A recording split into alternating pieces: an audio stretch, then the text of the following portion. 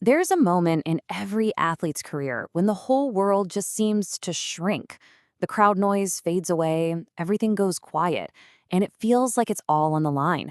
All that training, every ounce of effort, it all boils down to this one single instant.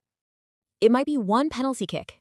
Or maybe it's one free throw, one defensive stand, that final push to the finish line. Yeah, just one split-second choice that can literally change everything. And in that moment, even for the most prepared athlete out there, confidence can suddenly feel like it's made of glass. So, what's really going on there?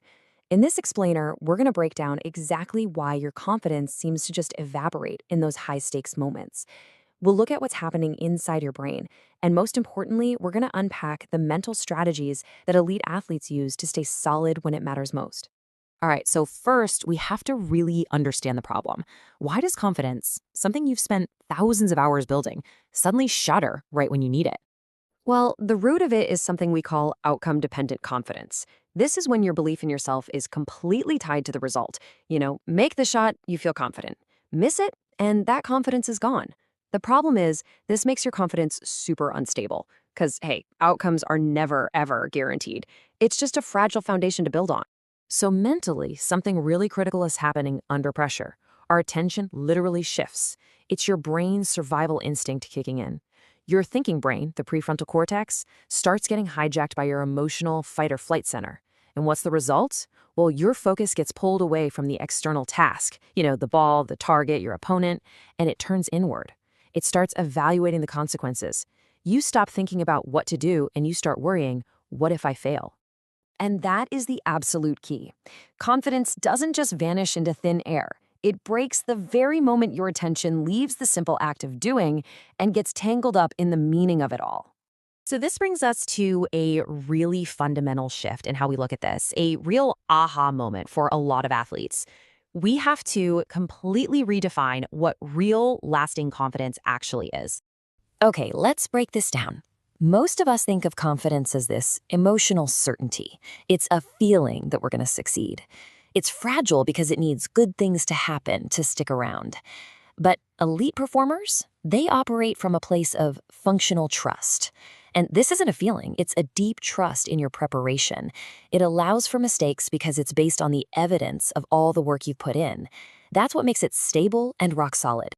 I mean, this quote from Michael Jordan just says it all, doesn't it?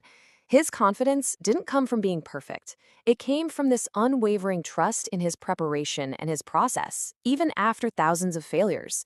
He got it. He knew that failure was just part of the journey to success, not proof that he wasn't good enough.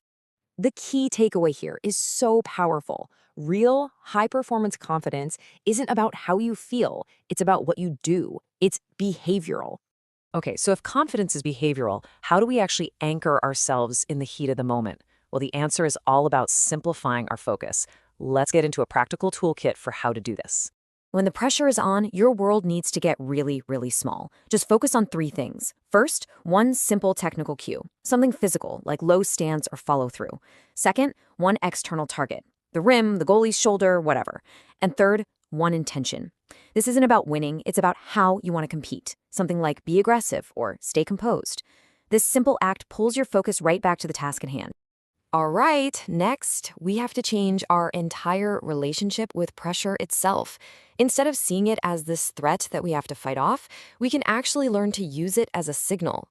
And here's how you do it. First, you reframe that feeling. Those butterflies in your stomach, they just mean, hey, this moment matters. They do not mean I have to be perfect. Second, just allow the nerves to be there. Fighting anxiety only makes it stronger. Accepting it actually gives you back a sense of control.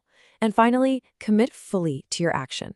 We think we need to feel confident before we can act, but it is the other way around. The act of total commitment is what actually builds real confidence. So let's put all of this together now. Let's create a clear mental game plan that you can apply anytime you feel that pressure start to build. Here it is. This is your roadmap. Before the big moment, you're going to prep your mind. Identify one controllable cue and just remind yourself, trust the work. During the moment, it's all about execution. Keep your focus on the outside world, commit 100%, and let any nerves just be there with you. And this is so crucial. After the play, win or lose, you evaluate your effort, not the result, and then you reset your attention immediately to what's next. So, the single most important idea to take away from all this is that pressure doesn't demand that you magically feel more confident. It just demands that you get better at focusing on the right things. So, to wrap it all up, staying confident when everything is on the line really comes down to these 4 things. Redefine your confidence as functional trust in your preparation. Anchor your focus on tiny, controllable actions. Use that feeling of pressure as a signal to commit, not a threat to fear. And finally, always, always evaluate your effort, not the outcome. And that brings me to a final thought for you. Think about your own sport, your own experience. What's that one moment that puts the most pressure on your confidence? Let me know down in the comments below. And hey, if you found these mental tools useful, make sure to subscribe for more.